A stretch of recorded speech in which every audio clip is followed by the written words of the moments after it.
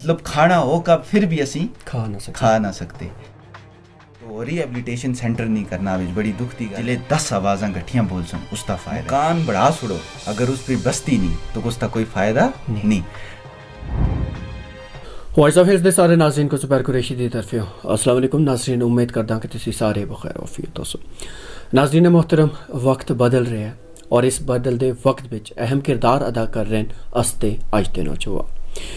वादी करना दी जरखेज़ ज़मीं एक कसीर आबादी ते मुश्तमिल अनगिनत लोगों के मसाइल मुश्किलात और उन्होंने लोगों के मुश्किलात की आवाज़ बन रहे हैं अज के नौजवान।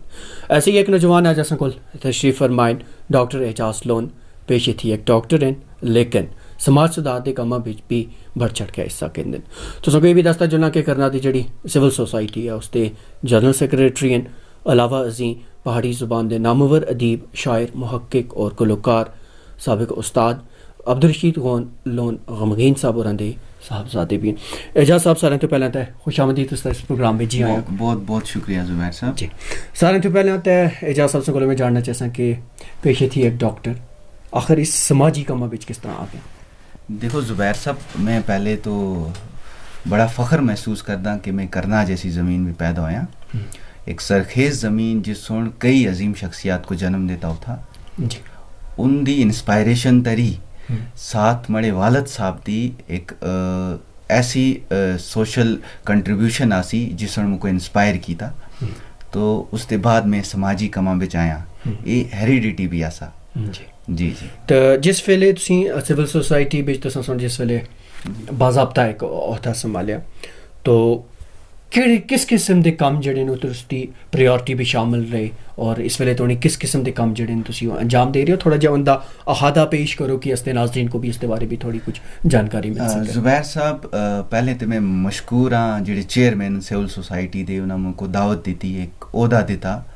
उस ओहदे को मैं रिस्पॉन्सिबली अगर मैं संभाला ये मड़े वास्ते बड़ी खुशी की गल है। मैं और उनका मशकूर हाँ। बाकी रही सिविल सोसाइटी भी जिले में आया तो मैं देखा कि बहुत सारे मुश्किलात हैं। पॉलिटिकल रिप्रेजेंटेशन अज नहीं तो पॉलिटिकल रिप्रेजेंटेशन ना होने के कारण लोगों की मुश्किलातां विच इजाफा हो रहा है ना। तो इस करके कि एक अहम रोल होना चाहिए एक सोसाइटी का, सिविल सोसाइटी का, ताकि वो मुश्किलात एक ब्रिज का काम करन, लोगों के जिहड़े मामलात हैं वो आला हुकाम तक गवर्नमेंट तक पहुँचावन। तो उस विच असां इनिशियली जिहड़ा स्टार्ट किया वो था एनेस्थीसिया के डॉक्टर की कमी आसी। जिहड़े पहले डॉक्टर से रिटायर्ड हो गया से, फिर असां एक ड्राफ्ट पढ़ाया, एक लैटर लिखी डायरैक्टर हेल्थ को। असी बहुत शुक्रगुजार हैं डायरैक्टर हेल्थ ते, उन्होंने सुन फौरी तौर पर उसका अमल किया। और ये कोई भी चीज़ होंदी है ज्वाइंट एफर्ट होंदा है, सिंगल इंसान का कम नहीं होंदा। इस पर एडमिनिस्ट्रेशन का रोल भी आसा, बाकी जिहड़े रिप्रेजेंटेटिव आसे उनका रोल भी आसा। एक काम आस्ता हो गया। उसके बाद जी मुश्किलात देखो था बच्चों का डॉक्टर नहीं, फिर उथा जनरल फिजिशियन नहीं, जिहड़े दो अहम डिपार्टमेंट हैं वो था नहीं। बाकी भी स्पेशलाइजेशन की कमी है। ईवन जिहड़ा असी अपग्रेडेशन की मांग करते हैं तो एक अपग्रेडेशन जिले में बाकी जिहड़े सीनियर डॉक्टर्स हैं उन्होंने गल की, उन्होंने आख्या अपग्रेडेशन विच बेडां का इजाफा हो सकता है मगर अपग्रेडेशन विच स्टाफ नहीं आ सकता। अच्छा। तो उस वास्ते अगर गवर्नमेंट ट्रोमा हॉस्पिटल करना को दे छोड़ा है उस बिच जॉब क्रिएशंस हो सी। तो उथा बच्चों का डॉक्टर भी हो सी, उथा सर्जन्स भी हो सन, उथा फिजिशियंस भी हो सी, उथा बाकी शोबियां सी भी डॉक्टर हो सन। तो बेडां बढ़ाए नाल कोई फ़ायदा बिल्डिंगा बढ़ाए नाल नहीं। हाँ, अगर मेन पावर हो सी उस नाल जिहड़े करना दिए गरीब आवाम है उसको काफ़ी सहूलियत हो सी। टीबी शोबे थी अगर असी बाहर निकला ना बाकी भी कई किस्म के मसाइल मुश्किलात इन लोगों जिस तालीमी लिहाज नाल अगर असी गल करा, रोड कनैक्टिविटी के हवाले ना गल करा, पावर की गल करा कि जो मसाइल मुश्किलात करना दे अवाम को और खासकर अज का जो नौजवान तबका है किन मसाइल मुश्किलात थी दो चार है। देखे पहले अगर असी जनरल तौर पर गल करा पूरी आवाम दी तो हेल्थ सेक्टर को छोड़कर हेल्थ सेक्टर नाल में एक चीज़ थोड़ा और ऐड कर रहे हैं कि कुछ टाइम पहले गवर्नमेंट सुन निके निके हेल्थ सेंटर पंचायत लेवल तक खोले दिया से। ये मैं तुसां थोड़ी पहुँचावा ये आवाज़, मगर उन्होंने पंचायत सेंटर में मेडिसन आसी, बैड्स आसे, कंसनट्रेटर आसे, ये गवर्नमेंट से प्रोवाइड किया आसा। मगर मेडिसन जी नियर एक्सपायरी आ गई है। अच्छा। वो एक गरीब आवाम तो नहीं पहुंची नहीं।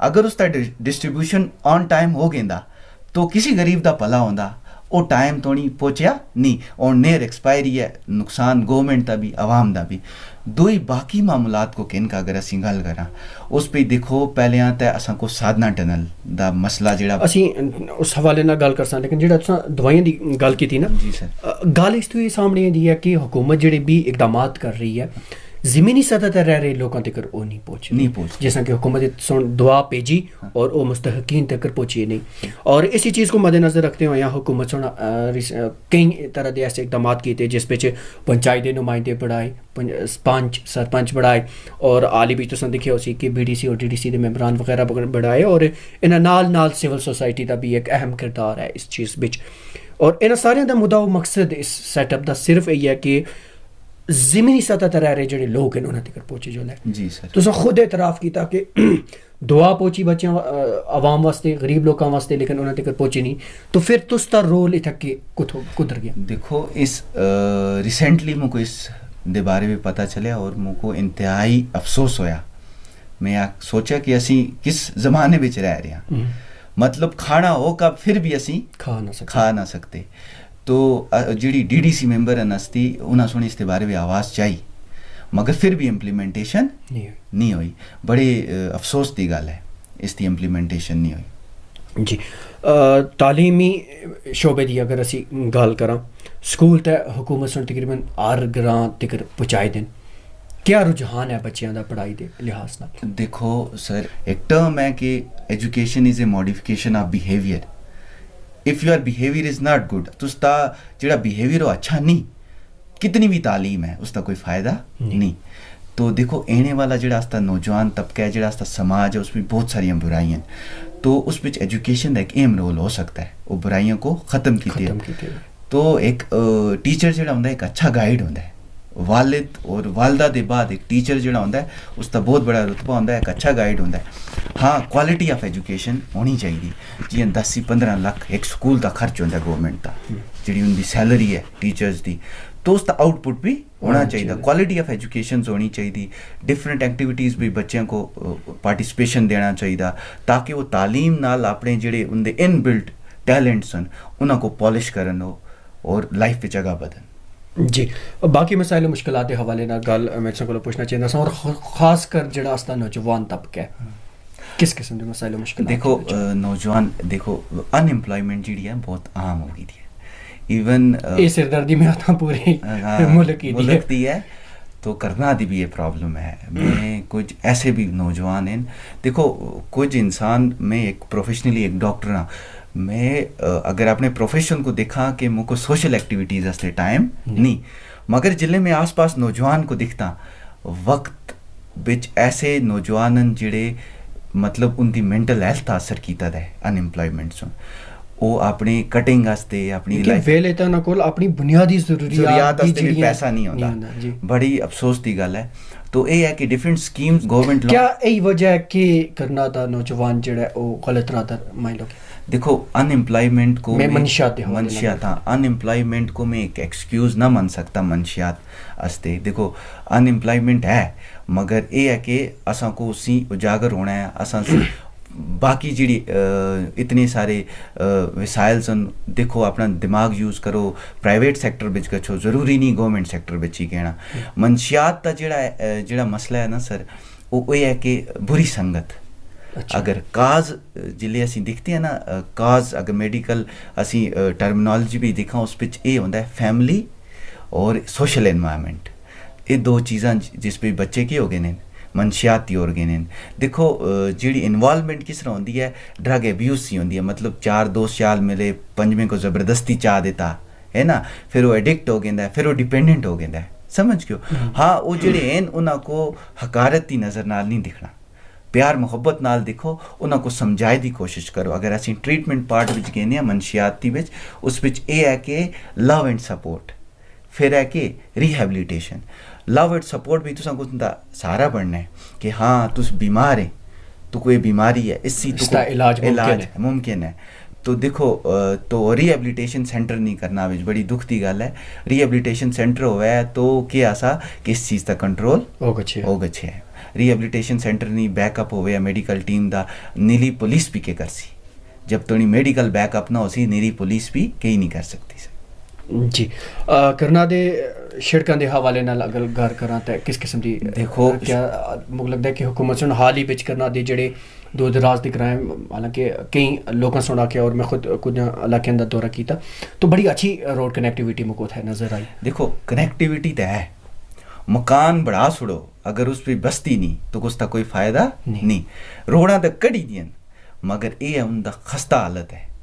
देखो जी मेन ही रोड है टंगडार की असी मेन रोड करा जी तले सैक्टर को गेंदी है कई सालों से उसका खस्ता हालत है, बीकन दे अंडर है उसका कोई काम नहीं हो रहा।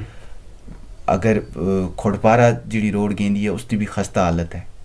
अगर रोड़ा तो बढ़ाई दी मगर उनकी इतनी खस्ता हालत है, कई टाइम से लोग डिमांड करें कि इनकी रोड़ा की मरम्मत करो, इन्हें ता मतलब कि अच्छी तरह कम करो मगर उसका कोई अमल नहीं हो रहा सर। सिविल सोसाइटी की तरफों इस किस्म की कोई पहल की चल रही है कि आवाम तो नहीं हुकूमत होनी लोगों के जो मसाइल मुश्किलात हैं पहुँचाए जुल ना इंशाल्लाह।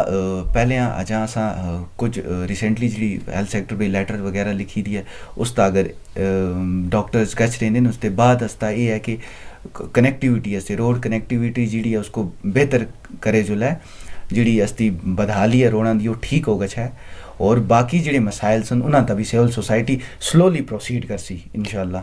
तो सिविल सोसाइटी एक मजबूत और मुस्तहकम इदारा बन के उभरे वास्ते करना दे जेह्ड़े दूर दराज दे ग्राएं चाहे तनी है जीतर है टीटवाल है दरिंगल है या परला गबर है ना इस किस्म के इलाके क्या उत्थे दे लोगों की भी रिप्रेजेंटेशन हो रही है? सिविल सोसाइटी सिविल मीन सब तो एक सारे लोगों की सोसाइटी है ये नॉन पॉलिटिकल है। इस पिच चाहे वो एम्प्लॉय है या नहीं है ना चाहे वो निका है चाहे वो बड़ा है ही is a part of civil society. जिस दे पिछे तुसां इस ते जनरल सेक्रेटरी दा ओहदा संभालिया उस दे पिछे क्या तुसां को लग्या कि सिविल सोसाइटी सुन कुछ ऐसे काम कीते जेड़े कि आवाम दे मुफाद विच होए? देखो सिविल सोसाइटी आवाम दी है तो आवाम दे मुफाद ही असते काम कर दी है तो असी हमेशा असती यही रहिंदी है कि असी आवाम दी आवाज़ बना असी आवाम असते काम करा। देखो बहुत सारे कुछ लोगों का यह आखना है कि सिविल सोसाइटी जी या सिविल सोसाइटी ना मुंसलिक जोड़े लोग हैं वो अपनी ज़ाती मुफाद वास्ते काम कर रहे हैं, कितनी सच्चाई है? अज तोड़ी जितने भी सिविल सोसाइटी विच लोग आसी उन्हें ज़ाती मुफाद वास्ते कीता होंदा ते तां मेन स्ट्रीम पॉलिटिक्स विच आंदे। कोई भी इंसान लिंक्ड नहीं मेन स्ट्रीम पॉलिटिक्स विच सिविल सोसाइटी दा उनका कुछ भी डायरेक्टली या इनडायरेक्टली कोई भी इंटेंशन नहीं पॉलिटिक्स विच एने दी। जितने भी माड़े बुजुर्ग हैं जो ऑलरेडी सिविल सोसाइटी विच हैं हाँ इंसानी फ़र्ज होने दे नाते एक रिस्पॉन्सिबल सिटीजन होने दे नाते अस्ते एक फ़र्ज बनता है कि अस्ते रिप्रेजेंटेटिव असी चुना मगर अच्छा चुना उस पर एक एम रोल सिविल सोसाइटी का भी उसी मगर ये है कि असी किसी भी अपने ज़ाती मफाद वास्ते ना कर दें। और सिविल सोसाइटी कोई एक चेहरा नहीं ना सिविल सोसाइटी में रिप्रेजेंट कोई एक इंसान नहीं करता उसमें मुझ सारे लोग हैं। मैं एक मेंबर हाँ सिविल सोसाइटी का और माड़े को भी कई सीनियर मेंबर्स हैं सिविल सोसाइटी जिन्हें मुझ सारे काम किए मीडिया बिच कम आए पब्लिकली उनकी अपेयरेंस कम हुई मगर ये है कि ड्राफ्ट रहा का उन्हें हुकाम नाल गवर्नमेंट थोड़ी उन्हें लोगों की मैसेज पहुँचाई। मौजूदा दौर जो है वो सोशल मीडिया का दौर है और आज के दौर में कोई ऐसी चीज़ है एक वेला होंदा सा कि हुकाम तक पहुँचने तक तुसां को मतलब सफ़र पैदल तय करना होंदा सा फिर जराया सा कोल ना होंदे सी लेकिन आज वो चीज़ कदरे मुख्तलिफ है। तो इस चीज़ को तुसी किस तरह अपना रहे हो लोगों के मसाइल आवाम तक पहुँचाने वास्ते या खास कर मैं गल करा कि आवाम और हुकाम के दरमियान पुल बनने की कोशिश किस तरह हो रही है? देखो कोई भी प्रोसीडिंग होंदी हो एक सेंसिबल अप्रोच नाल हो है अगर नेक नीति नाल हो है उस पर कामयाबी अल्लाह पाक देंदे है ना। तो हमेशा अस्ता एक कम है कि एक अच्छे तरीके नाल असी आगा बदा आज थोड़ी जितने भी काम सिविल सोसाइटी की थे एक अच्छे तरीके नाल बहुत पब्लिक अवेयरनेस अस्ती बहुत कम होंदी है कमां दा असी फोकस ज़्यादा करते हैं। तो ऐसे ही जेड़े भी मामलात जेड़ी भी मुश्किलात लोगों की उसको उजागर करते हैं इंशाल्लाह अगो भी करते रह। और मैं तुसां दसा कि अस्ते जेड़े अगले फर्दर प्रोसीडिंग्स जेड़े हैं देखो एक तो साधना टनल दा साधना टनल दा DPR आख्या सा नितिन गडकरी सुन के मार्च में जो सी तो मार्च भी ख़त्म हो गया मगर DPR नहीं होया। एक वादा खिलाफी है एक हुकूमत सोना सा नाल वादा खिलाफी की थी तो फिर भी इंतज़ार है हो सके अप्रैल बिच के क्या तुम को लगता है कि सिविल सोसाइटी पे रह के तो 70 साल थी जी वादा खिलाफी होती आ रही है उसको रोक सकते हैं? देखो अगर कोई भी चीज़ होती है, मैं पहले भी तुमको आख्या एक इंसान नहीं कर सकता। अगर असी सब चाहवा हर चीज़ मुमकिन है कोआर्डिनेशन नाल मिल का। अगर अस मैं निरा बोलता रह उसका कोई फ़ायदा नहीं, जिले 10 आवाज़ा गठियाँ बोल सन उसका फ़ायदा है। तो ये मैं अपील करना उठा दे लोगों को भी कि आओ सिविल सोसाइटी में आओ और एक आवाज़ बनो, अपनी आवाज़ बनो, ताकि अस्ती आवाज़ इतनी बुलंद हो ते आला काम तक पहुँचे। तो मुमकिन है अगर असी जिले यूनिटी है उस पर स्ट्रेंथ है ना, यूनिटी नाल असी अगर बचा हर काम वास्ते आसान हो सी। बिल्कुल, जैसे बड़ी सोहनी गल तुसां कीती कि जिस वेले एकजुट होकर असी सारे होकर अपनी डंड च ऐसा तो वो डंड अगला भी सुनने वास्ते मजबूर हो गया सी। वक्त ही थोड़ा कमी है। मैं आखिर तक तुसां को पूछना चाहता कि आने वाले 4-5 सालों के दौरान तुसी सिविल सोसाइटी को कुत्थे देखते हो कि किस किस्म के काम जड़े ने अंजाम पैसी या जड़ा ट्रैक रोड मैप जड़ा तुसां बना के रखे दे उसको अमलाए वास्ते? देखो एम जड़ा एक एम रोल अज सी सिविल पहले सी सिविल सोसाइटी करती आ रही है, हमेशा करती रहसी। हुकूमत एंदियां रहसन बदलदियां रहसन, रिप्रेजेंटेशन एंदी रहसी बदलती रहसी। एक अलग कॉर्नर भी रह का जड़ा रोल है सिविल सोसाइटी का वो हमेशा प्ले करसी, इंशाल्लाह करती रहसी। बाकी उस विच के है कि लोगों का साथ चाहिए, लोगों का साथ बहुत इंपॉर्टेंट है। अगर वो साथ हो सी तो चीज़ां असी बेहतर तरीके ना कर सकसा। तो इस बीच भी तो उसका एक अहम किरदार है कि लोगों को एकजुट आना, एक ही छतरी तले जमा करो। कोशिश कर रहे हैं कि मैं लोगों को एक ही छतरी तला आना। देखो इतने सारे डिविजन्स हो रहे हैं, मतलब ना इस प्लेटफॉर्म थी दा थोड़ा जा फायदा चाहो अस्ते करना ही आवाम को दिख रही है देव किस ने उनको देना चाहते हो तुसी? देखो मैं करना ही आवाम को ये एक मैसेज देना चाहना कि अज जिहड़ा बदलदा माहौल है, बदलते माहौल नाल अस्ती मुश्किलात भी बदल दियां। तो इस करका अस निरा पिटे कोलो अच्छा है कि मिल का पिटा, ताकि जी अस्ती प्रॉब्लम्स उनका हल निकले। देखो जियां आस्ते मसाइल जन अस्ते हॉस्पिटल को कैन कन, अस्तियाँ रोड़ा को कैन कन, अस्ते एजुकेशन को कैन कन, साधना टनल को कैन के, अस्ता नौजवान जड़ा बेकार है उसको कैन के, अच्छा अस्ते पावर डिपार्टमेंट है बिजली डिपार्टमेंट उसको कैन के, निकी जी बारिश बर्फ नाल असी इफेक्ट हो गए नया है ना। तो इन्हों को कैन का असी एक ही दूई की आवाज़ बना, मिल का असी अपनी आवाम वास्ते कम करा, मिल का कम करसा अपनी भी बेहतरी है और आवाम की भी बेहतरी है कि असी एक ही जाई दे रहने आस्ते मसाइल जेकन है ना, असी भरा असी सारी सांझे है, सब चीज़ सांझा है, तो मिल का असी इस चीज़ का कम करा। मैं उम्मीद करता हूँ कि करना तो आवाम जड़े इस वेले तुम को देख रहे हैं तो वो ज़रूर इस चीज़ को समझ सन और सारे मिल के तुम अपने मसाइल मुश्किलात वास्ते एक डट के उन्होंने मुकाबला कर सो आने वेले भी जिस वेले आखते ना इतफाक ना जी चीज़ कीते कहती है तो उसकी कामयाबी बेशक मिल गई है। बहरहाल गल्लां खासियां करनियां सी जा सब नाल क्योंकि करना ते अवाम गयूर अमान भी है और उत्ते उनके जड़े मसाइल मुश्किलात ने इतने कि अगर असी गिरने ते आवां तो शायद ये कितने ही एपिसोड को करने पैसे तो लेकिन फिलहाल इतने घाट वेले बिच इतनियां सुनियां गल्लां तुसां वास्ते नाजरीन तक उन्हां तक पहुँचाइयां और सब तो बड़ी गल कि अपने कीमती वेले बिच असां वास्ते कुछ वक्त कढ़िया तो उसका बहुत बहुत शुक्रिया। बहुत बहुत शुक्रिया सर।